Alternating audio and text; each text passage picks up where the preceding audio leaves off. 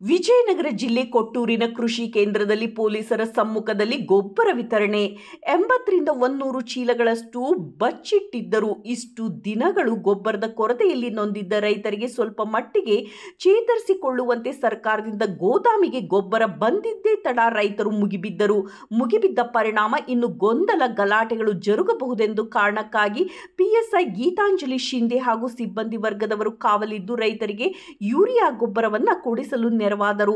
ಒಂದು ಕಡೆ ರೈತರಿಗೆ ಗೊಬ್ಬರ ಸಿಕ್ಕಿದ್ದು ಖುಷಿ, ಆದರೆ ಮತ್ತೊಂದು ಕಡೆ 266 ರೂಪಾಯಿಗಳಷ್ಟು ಬೆಲೆ ಇದ್ದರೆ 100 ರಿಂದ 200 ರೂಗಳಷ್ಟು ಹೆಚ್ಚಿನ ಬೆಲೆಗೆ ಮಾರಾಟ ಮಾಡುತ್ತಿರುವವರನ್ನ ಕಂಡು ಅಸಮಾಧಾನ ಪಟ್ಟು ಕೆಲವರು ಪ್ರತಿರೋಧಿಸಿದ್ದು ಕಣ್ಣಿಗೆ ಕಂಡು ಬಂದಿತು.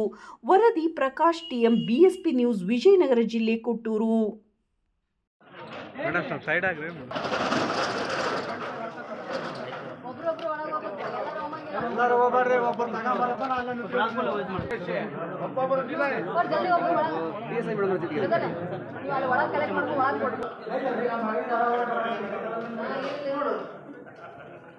ಎಷ್ಟು ಚೀಲ?